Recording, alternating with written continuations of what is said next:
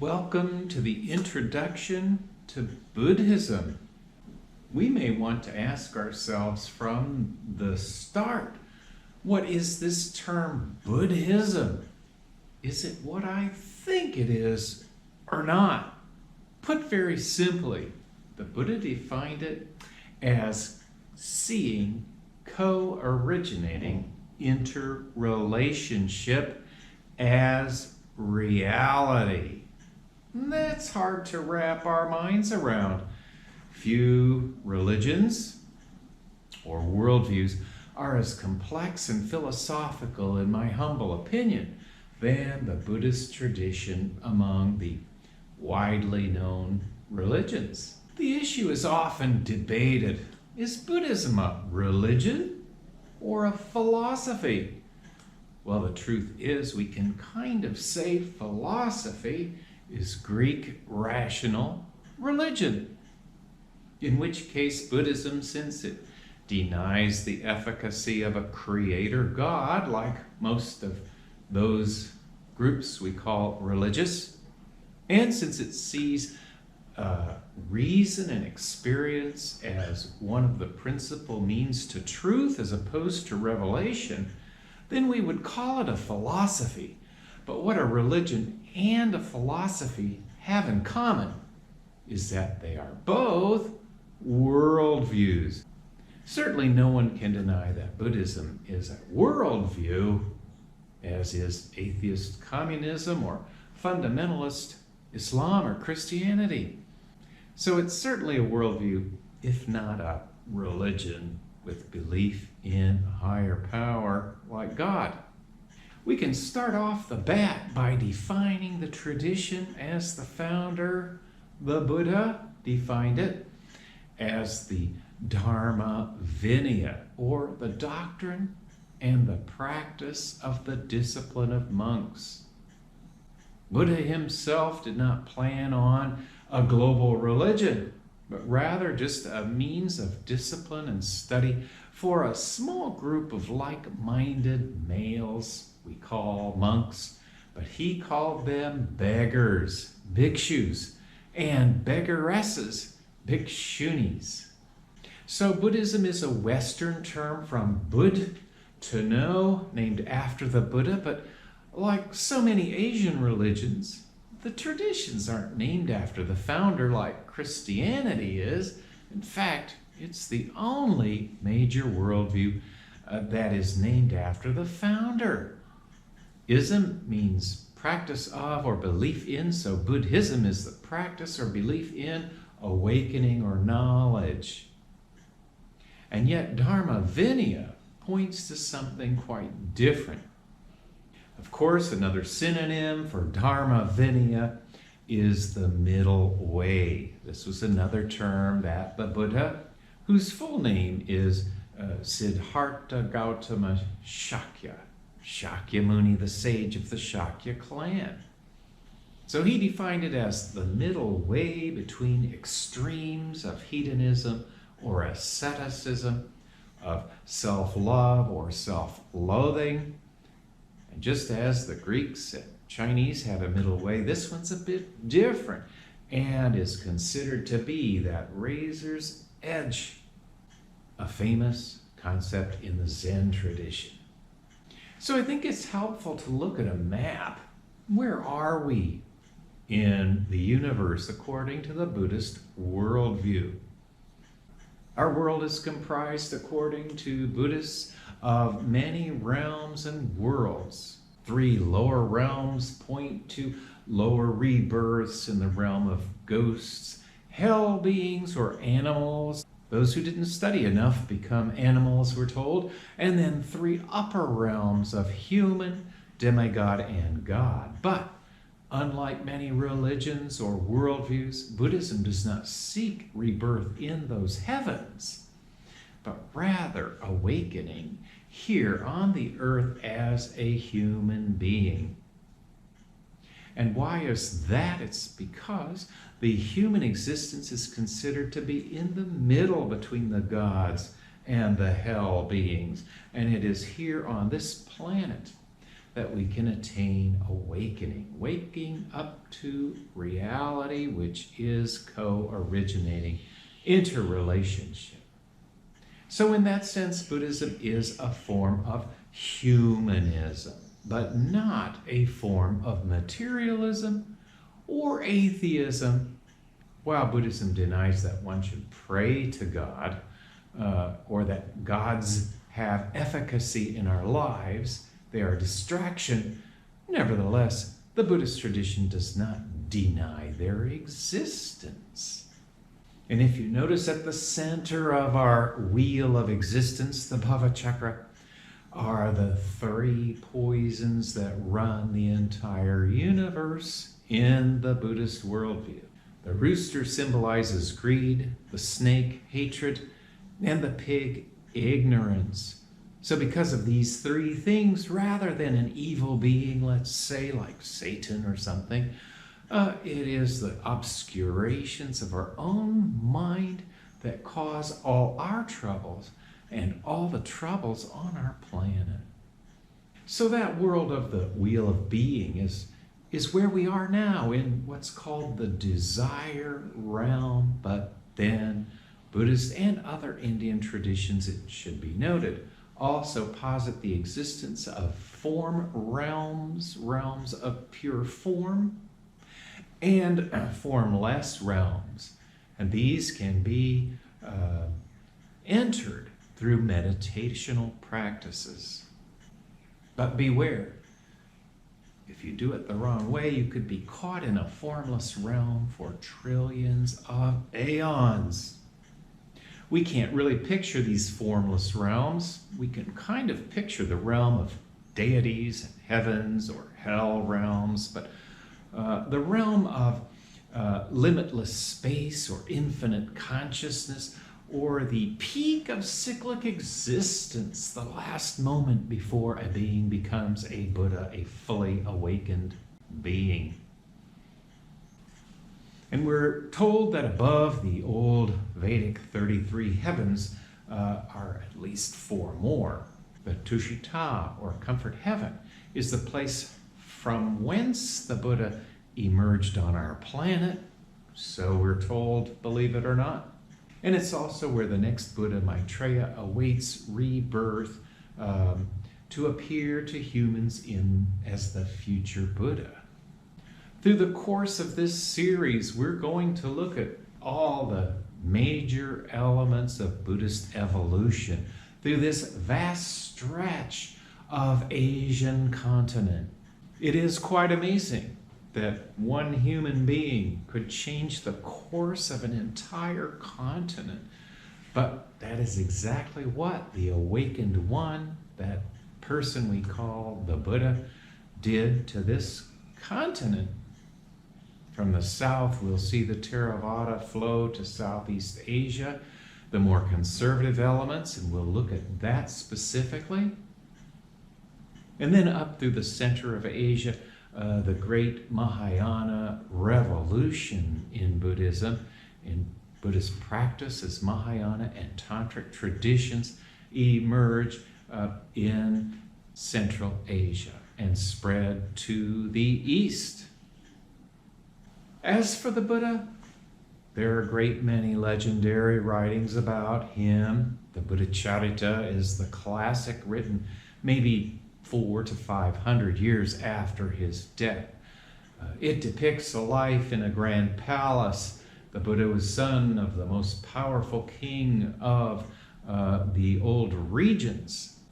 With the name Shakya, you can see his name marked here on our map.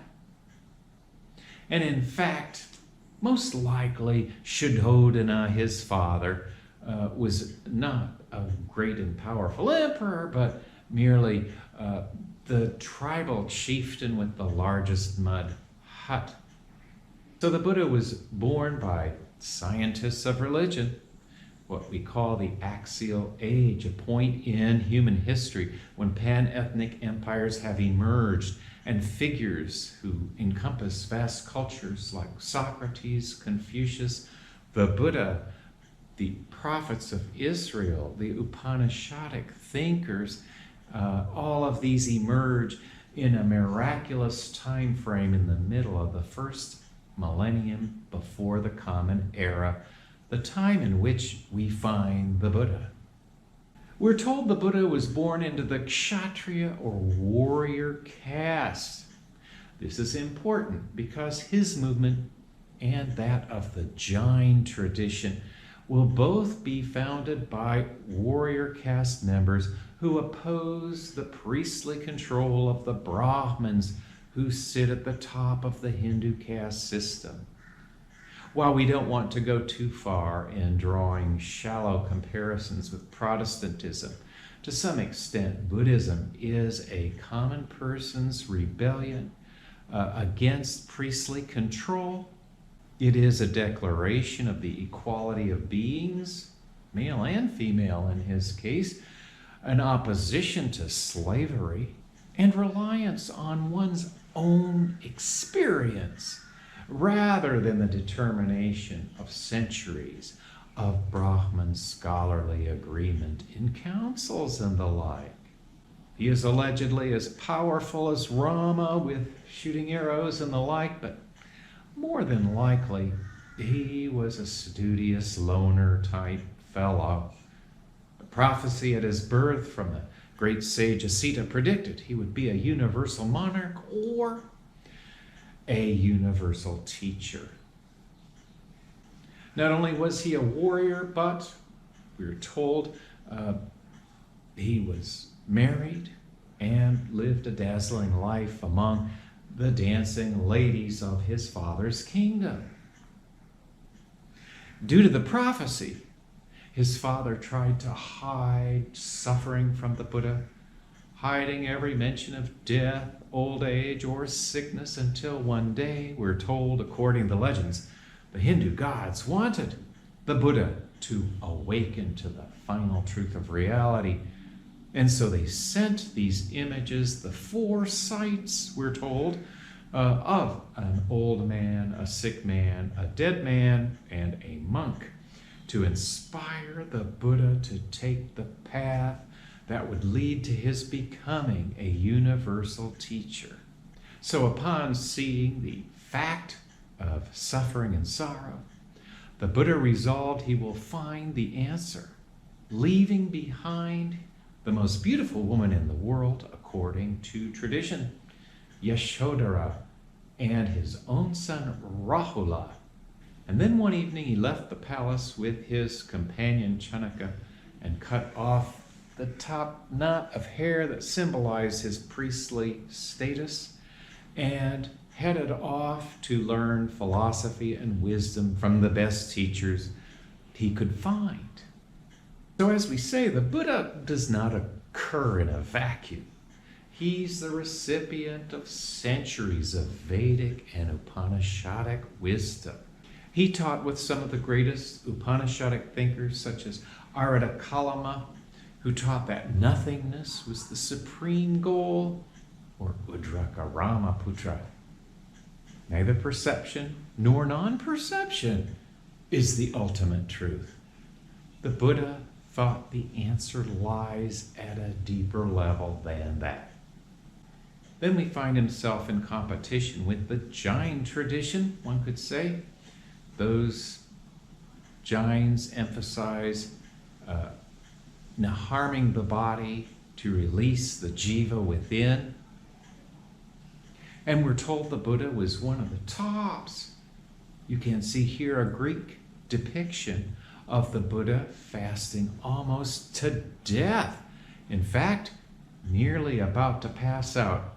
A young lady offers him a bowl of rice gruel, and he survives and recovers and realizes that both the life of hedonism he'd lived as a priest and the life of an ascetic were not the middle way and were not the ultimate truth of the universe. And with that, he sat down to meditate until he had discovered the truth of ultimate reality.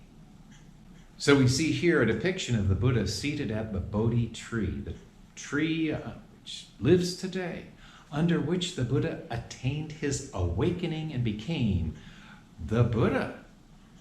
According to the legends, death was so concerned that the Buddha would find a way out of death by showing humans how to avoid being reincarnated and thus born again and then dying again, that Mara sent his daughters discontent, delight, and craving to tempt the Buddha and withdraw him out of his meditation. When his 3 lovely daughters failed to distract the Buddha, then demon armies threw rocks and boulders and logs, all of which turned harmlessly into lotus flowers in a sphere of protection around the meditating Buddha, until in the 3rd watch of the evening, we're told, the whole earth quaked, trees bowed, animals spoke, and the Buddha became the Buddha and awakened to the ultimate reality of our universe. That is the story. Now, believe it or not, upon awakening, he was capable of many siddhis and riddhis, magical powers and accomplishments. Believe it or not, he could manifest himself in many places and many times, as this image depicts. He could read minds, believe it or not, or hear sounds from distant universes. These 6 super knowledges allowed him to remember all his past lives, believe it or not, and gave him psychic vision as well to see worlds invisible to normal human beings. And so in that way, he teaches a middle way between the sensual hedonism of his childhood and the asceticism of so many in India who seek to harm their body to release their life essence. So did the Buddha reveal a path of salvation, a way that his God could bring the believer to a glorious heaven? Absolutely not. The Buddha's goal was discontent with the world as it appears, discontent with the Matrix. Many ideas from that movie are powerfully present in Buddhism as well. So the Buddha is a scientist of the mind, the world's first psychologist is how I see it, a promulgator of a subconsciousness and of a path to pacifying mental turbulence in the human mind. And that is his principal goal. So with the Buddha, one will not find a savior. Indeed, this is one reason many of other traditions castigate him. He's just a human who died, and no Buddhist will deny that. But what he did teach was a path of self-reliance, to uncover the truth for ourselves. And unlike perhaps most other worldview thinkers, the Buddha doesn't stress listening to books he wrote, or sacred scriptures, or rumors once heard in society, or even the teachings of one's own teacher, or even the words of the Buddha himself. If in fact what he says doesn't jive with the hearer's experience and practice, it should be discarded. That was his view. So for the Buddha, the mind, our human mind, is number 1, and our intentions are also number 1. For the Jains who practice asceticism, accidentally killing a bug is still bad. For the Buddha, if it was unintentional and our minds were not fixated on the killing, it is karmically neutral.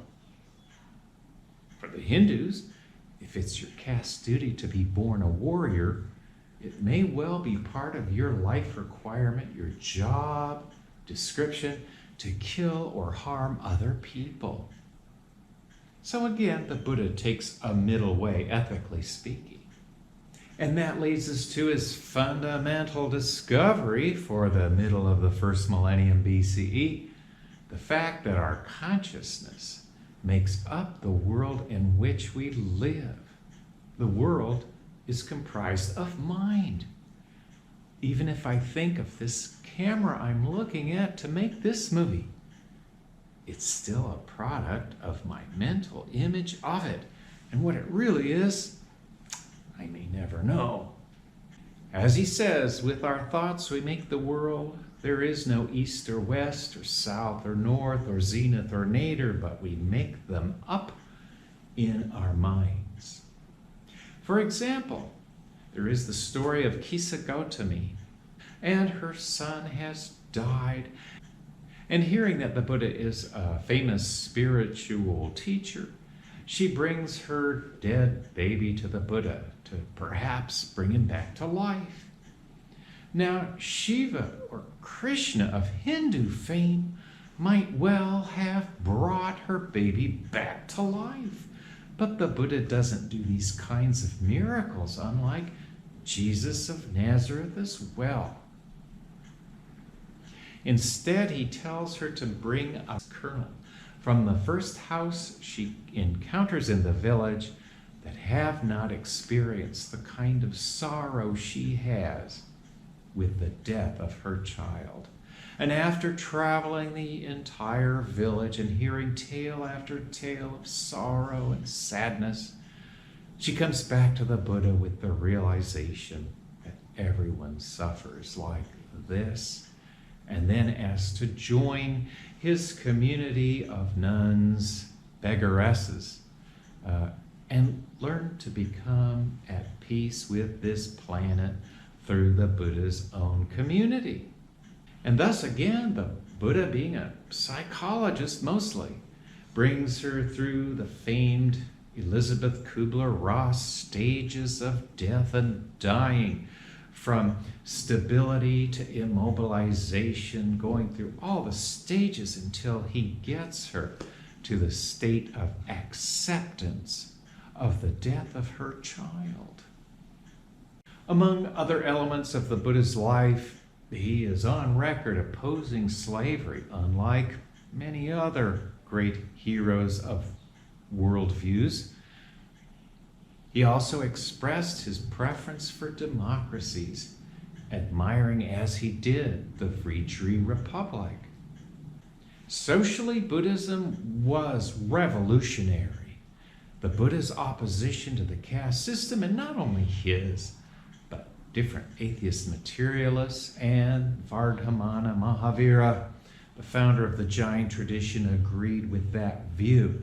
It was a time in India after the initial Indo-European invading Aryan dominance had collapsed and indigenous native Indian views start to surface, even views from the old Indus Valley civilization, as more pacifistic practices like yoga and meditation are on the ascendance. So the Buddha is part of that movement, an anti-caste thinker calling the caste system illusion. And thus his anti-classism will cause troubles for Buddhism wherever it goes on the planet. Another big feature of the Buddha's teaching that will cause trouble wherever it goes is his encouragement of women's practice. We're told that his stepmother, his mother had died in childbirth, in fact, his stepmother Prajapati came to him and said, "I've raised you, Buddha, Siddhartha, all these decades. I also want what you have, and women want this also." We're told initially the Buddha thought women prefer cooking and taking care of babies. But with her persistence, he agreed and allowed the creation of the beggaresses, the order of Buddhist nuns that will itself become an historical phenomenon to be reckoned with throughout Asia. So anti-classism, anti-slavery, and allowing a role for women beyond just secondary placement as part of the patriarchy. These are some of the Buddha's social gifts and insights to our planet.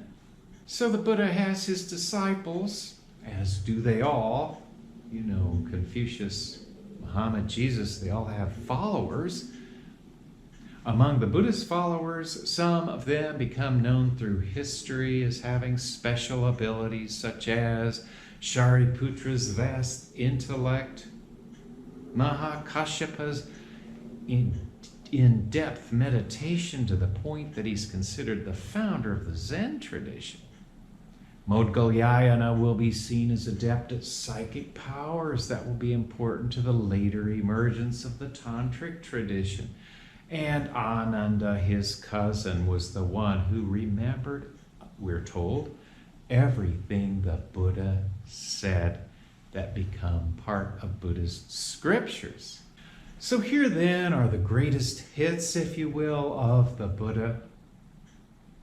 Praticca Samutpada, co-originating interrelationship. We'll explain that a lot and how many different modifications and changes take place in that doctrine through the course of centuries.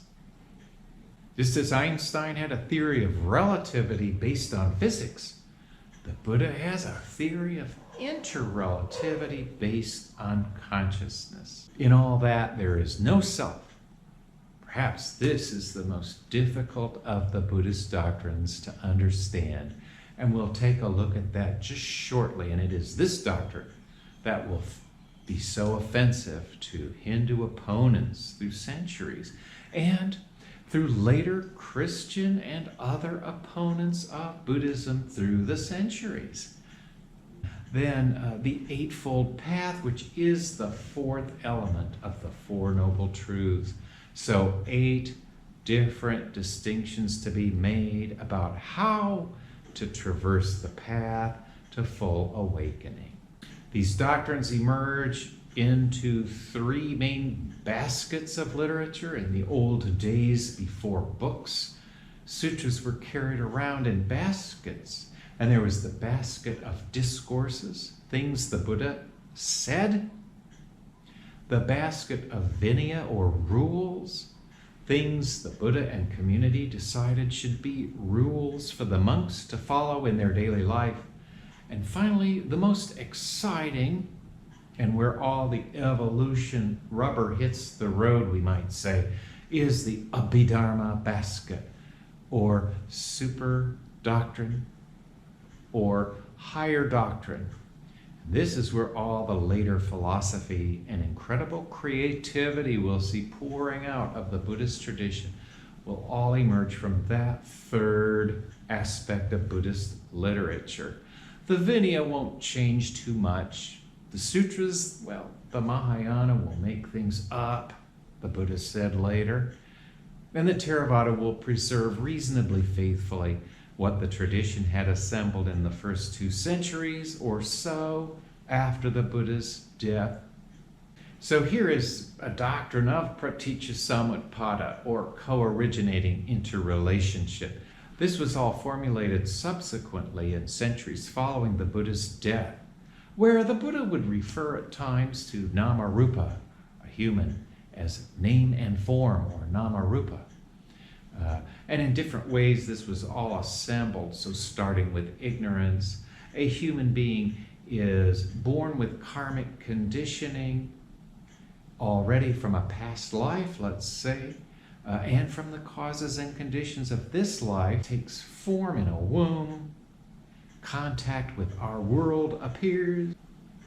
After the 6th sense consciousness appear in an embryo, then contact with the world has taken place, and then the young being experiences sensations, craving and attachment that lead to rebirth and death after old age, and the cycle continues infinitely until awakening. So now let's take a closer look at the no-self doctrine.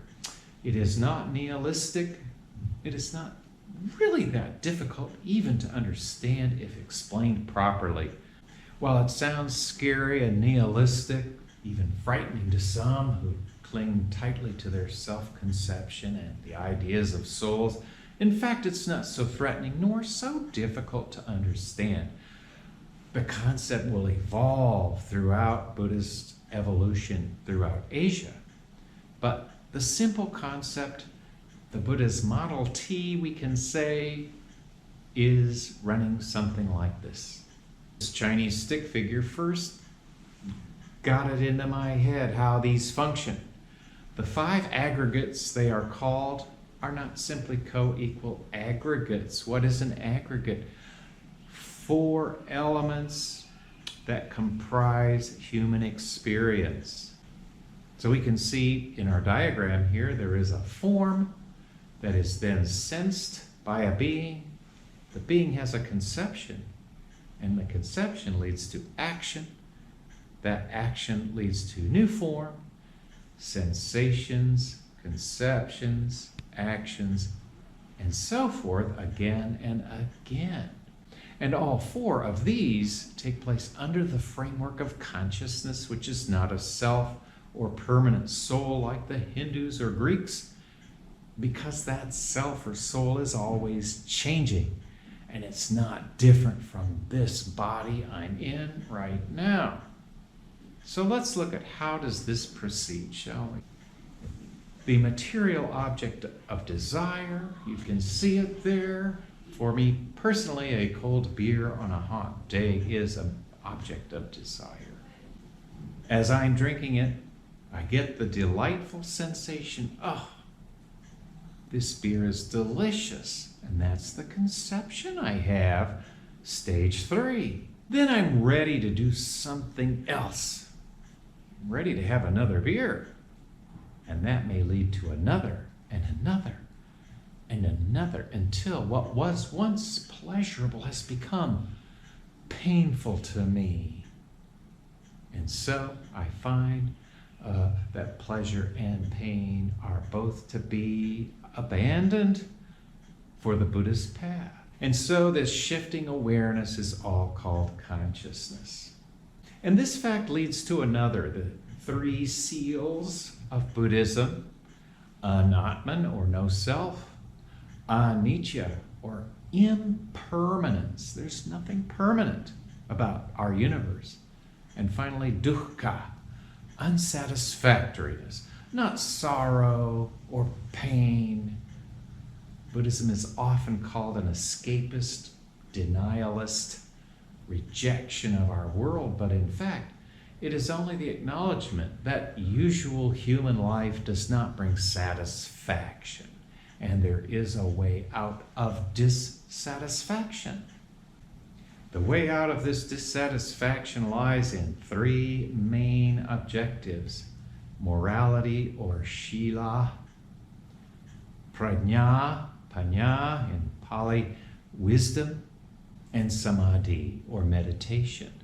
So the Buddhist worldview incorporates meditation into its very heart. It's been called half of all Buddhism. So as we're looking at dukkha, unsatisfactoriness, commonly mistranslated as suffering, it's more to be compared with, and was compared in the classic period, to a highway that's filled with potholes. You can travel that pothole-ridden road, but it's going to be bumpy, and it could be a lot smoother. And the arising of the unsatisfactoriness, samudaya, or emergence, the appearance, comes from desire. You want a better car, on a better road, and that desire leads to your unhappiness and discontent. It leads to a thirst that can even be severe addictions, gambling, or alcoholism, or drug abuse. But then there are many more. Too much television, junk food, idle gossip. There are a lot lower levels of addiction than just the commonly thought of ones that destroy human lives. The others are also distractions from reality. So again, there's unsatisfactoriness, the arising of that due to desire, the cessation of desire leads to the path to take you to that awakening, the Eightfold Path. The Eightfold Path has these 8 limbs, and among the things the Buddha thought were bad were drinking liquor, but also gossip or lying, poor bad speech. Sex was okay for the Buddha for a non-monk, as long as it took place with confidence both individuals had in each other. In other words, adultery or any kind of lying is bad news for the Buddha. Oddly enough, gay and transsexual people were allowed into his community, but once allowed in, of course, all kinds of sexual behavior should stop, but it didn't always. When that happened, the Buddha formulated rules for expelling monks who refused to conform to those reasonable rules only maintained to keep some peace and quiet in the community. But the lay persons who followed the Buddha were not required to do all those things, but only 5 precepts among these included not drinking alcohol. Wisdom, morality, and meditation then make up the 3 elements of this Eightfold Path. So wisdom involves the right view and the intention to attain awakening and help others along the way to do so. Morality involved a lot of basic morality that all axial age religions share: not killing, not lying, not stealing. And for the Buddha, idle gossip should be added in that mix. So then in the morality label there is proper action, which includes no killing. The Buddha was not a vegetarian, and to this day monks will eat whatever the layperson puts in their basket. But one should not kill an animal for a monk or for oneself.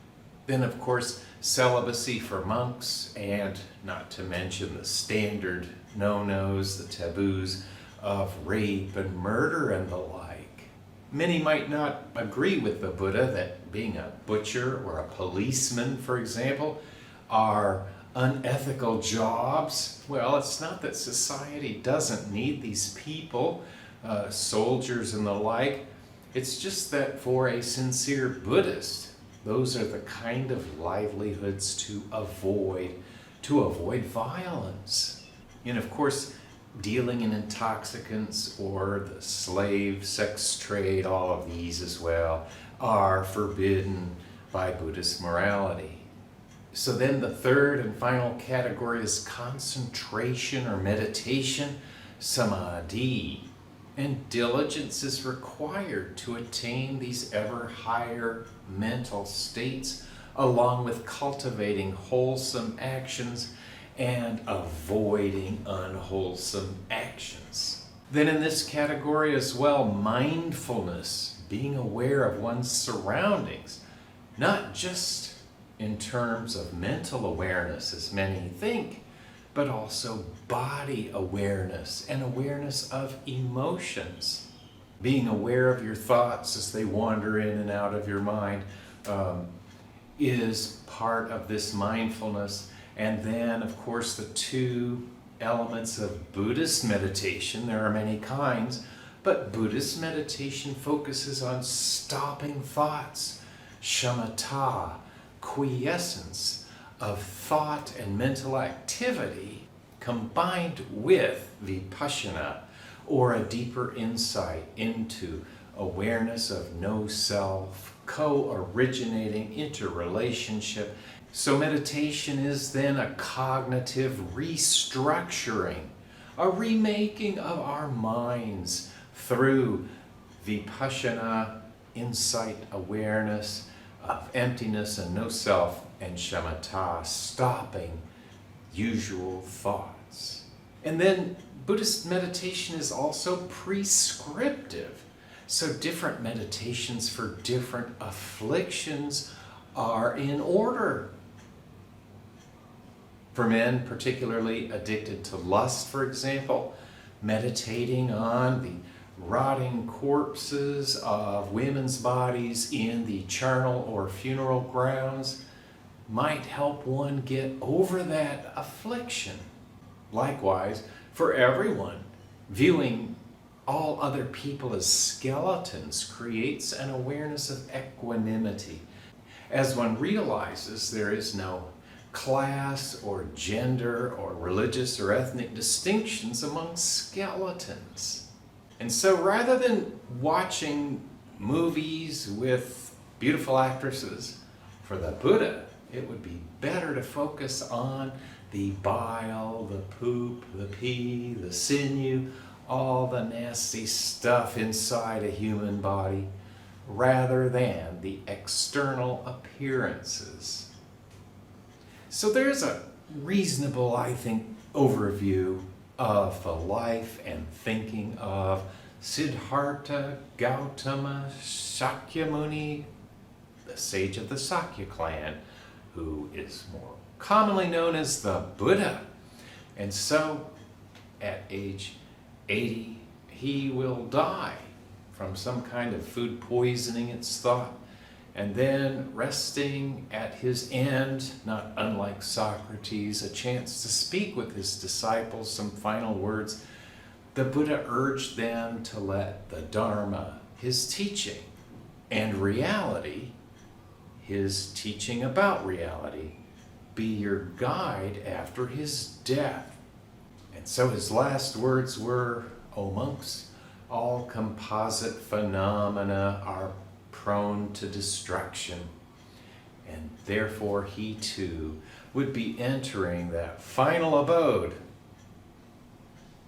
And for a Buddha, that means nirvana, no more reincarnation for him, the goal of all Buddhists.